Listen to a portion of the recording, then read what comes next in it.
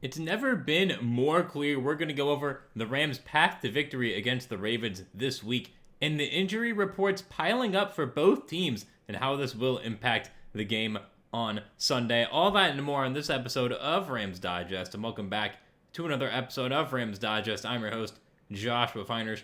And before we get into today's video, make sure to hit that subscribe button. We are on the road to 5K, 5,000 subscribers. And if you want to be a part of the journey, make sure to hit that sub button and click the notification bell and click all so you get notified and never miss whenever we upload our daily new Rams Digest video content so you don't miss a beat this NFL regular season. And leave a like on this video. Week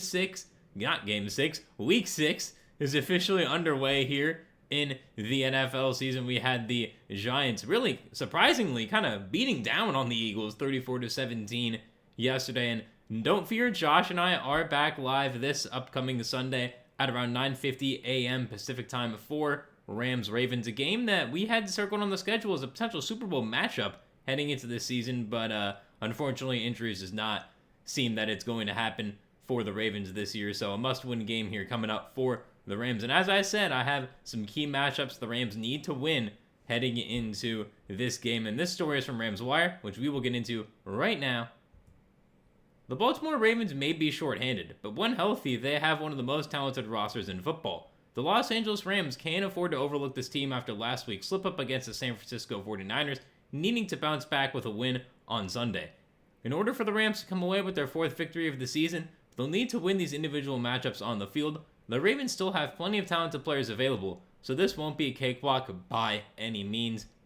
And Rams Wire is correct, this will not be. Again, it's any given Sunday. That's the motto. It's a motto that a lot of teams say. You know, we saw the Cardinals last week up 21-6 in the fourth quarter, and they couldn't get it done. An unfortunate series of events for them. Sorry, Cardinals fans, for making you have to relive that there, but that's why you can't back down. The Rams, unfortunately, did not come with their best on Thursday, October 2nd, the last stream we did it. Both Josh and I were quite upset with that one because that's a game you have to win, a divisional game, the first divisional game of the year, and you can't walk away with a win there. This is a must-win, or else if the Cardinals win, you could potentially slip into last place in the NFC West early on here this season with the way the Niners play. Though they play the Bucks, should be an interesting game. Again, no Brock Purdy for them, but for the Rams, it's definitely important that you win this game and try to keep pace because you have a lot of divisional games coming up here in early November after your bye. And you got two more games until then. Two pretty winnable games here. We're not going to get into the other one, but this one is one that you have to win, especially with the injuries that the Ravens have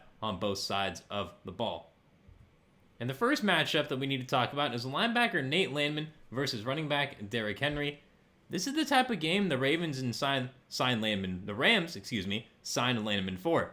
After helping slow down Saquon Barkley, Jonathan Taylor, and Christian McCaffrey in the last 3 weeks, Landman and the Rams will be tasked with stopping Henry. He's the unquestioned focal point of Baltimore's offense, with Lamar Jackson likely sidelined, and while the Rams won't completely sell out to stop the run, that's much easier to do with Cooper Rush at QB. Yes, that is a story we're going to get into. Lamar Jackson is officially ruled out for this week. Landman has the size and strength to match Henry's, and the Rams will need him to wrap up the all-pro running back before he can get to the third level and break tackles with corners and safeties. And that's why it's so important for Nate Landman, this last part here.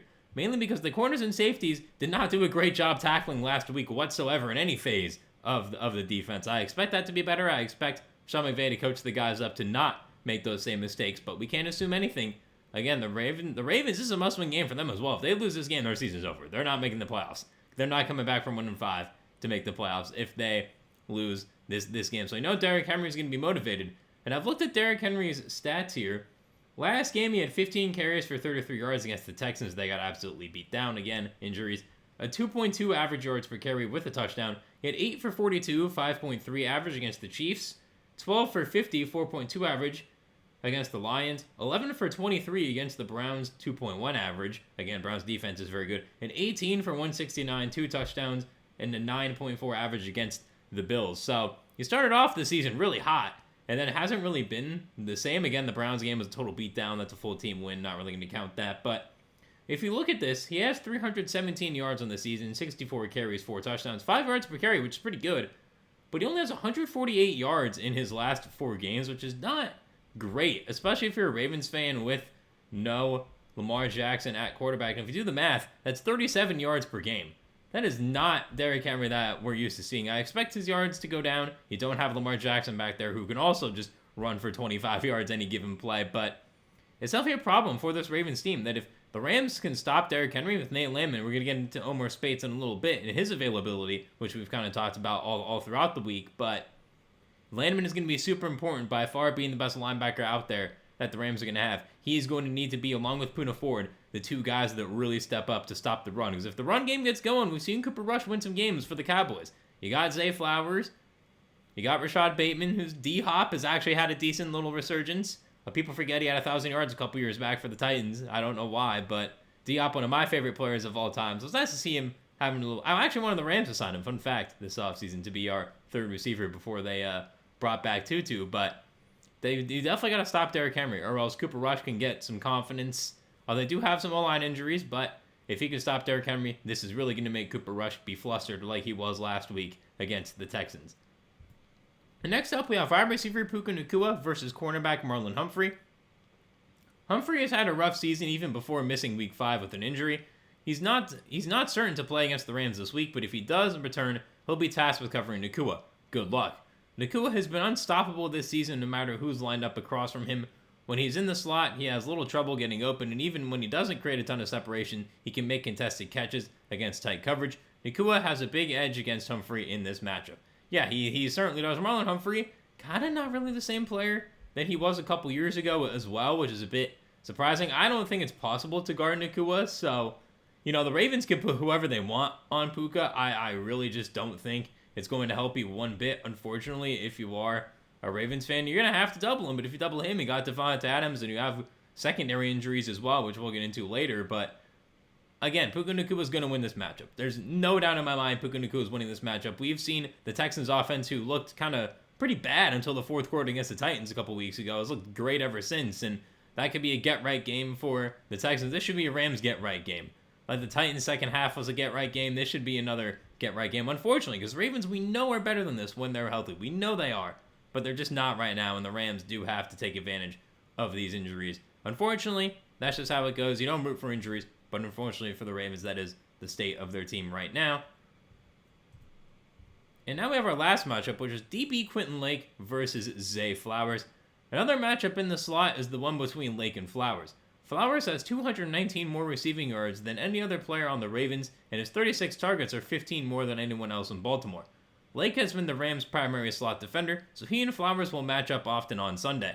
For the most part, Lake has been outstanding, but Flowers' pure speed and agility can give the Rams DB trouble. Fortunately, it likely won't be Jackson throwing Flowers the ball, but Flowers is still a big play waiting to happen. Yeah, he is, and Quentin Lake's the guy you really want on him. Again, if Spoon was healthy, you can maybe put Spoon on him, because Spoon is he's not Zay Flowers fast. Very few people are, but he at least has some speed. But with Witherspoon out, Quentin Lake's the guy you want on him. Quentin Lake's going to be shouting him a lot. Maybe Cam Kitchens, because I think Cam Kitchens has some decent speed as well, but I do think Quentin Lake is the right matchup here. And since it's Cooper Rush back there, again, Cooper Rush can make some plays. We saw him make some good plays in Dallas when Dak was hurt a couple years back, and the Cowboys actually probably kind of miss him, just in case. We don't root for this, but if Dak does get hurt, unfortunately, again, that I don't really trust Joe Milton back there. So Cowboys fans definitely do miss Cooper Rush.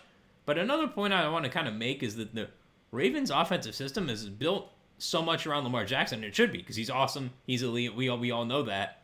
But you can't really plug in a guy like Cooper Rush and expect to run even really similar plays, because it's such a different play style. It's like Stafford and Garoppolo. At least Garoppolo is a similar type of build where you can see yourself running plays that work for Garoppolo. You don't really have that with Cooper Rush to Lamar Jackson. The comparison really isn't there. That's why kind of Tyler Snoop Huntley was a decent backup for them, because he plays Lamar alike in the sense that he can move a little bit and he can make the timely throw. Obviously, Lamar's a way better passer, but Huntley's at least a good enough passer back there that I actually think they'd have a better shot to win if they played Tyler Huntley because of that, but they are going to go with Cooper Rush. So it's going to be interesting to see what type of plays they run and how different this will be from a Lamar Jackson-led game plan. But I do think Quentin Lake can win this matchup. But comment down below right now what you think. Comment what you think the matchup the Rams need to win the most is. To me, it's the first one, Nate Landman versus Derrick Henry. I think Landman has to come out on top for that one. And now we have to go on to the injury reports for both teams. And they are a lot larger than you'd want them to be for this game or for any game in the NFL season. This is from the Rams.com, which we will get into right now. Rams inside linebacker Omar Spate's ankle and offensive lineman Rob Havenstein ankle are doubtful for Sunday's game against the Ravens of Baltimore. While Havenstein is listed as doubtful, head coach Sean McVay said before Friday's practice it's unlikely he plays. Same thing with Spates. Spates dealing with a high ankle sprain, so I highly doubt Spates plays. McVay did say that he will avoid IR, which is good. I don't think Spates should play this week. I think you rest him. You got the London game coming up next week against Jacksonville, who's a surprisingly good team that you got to really come in prep for, as you do for every team, but especially a team that's 4-1, you got to really come in prep for. I would rest Spates to try to see if he can play it for that game, because you don't want a high ankle sprain to get worse. Like we've seen CeeDee Lamb already miss multiple weeks. He's probably on the comeback trail pretty soon, but those high ankle sprains are serious. It's a lot different than just a regular grade 1 ankle sprain that you could probably play on. No, this is something that they got to rest, you got to heal, because they can come back and they can be worse, unfortunately, so you do not want that for anyone.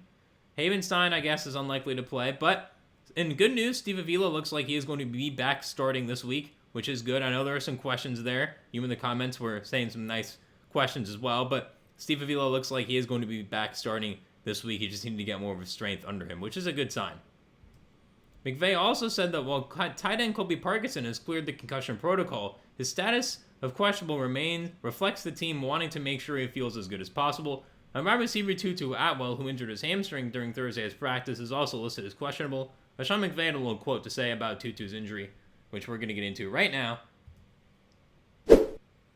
We'll see how he responds, McVay said. The initial reports were good, but you can't be smart enough with a soft tissue injury like that.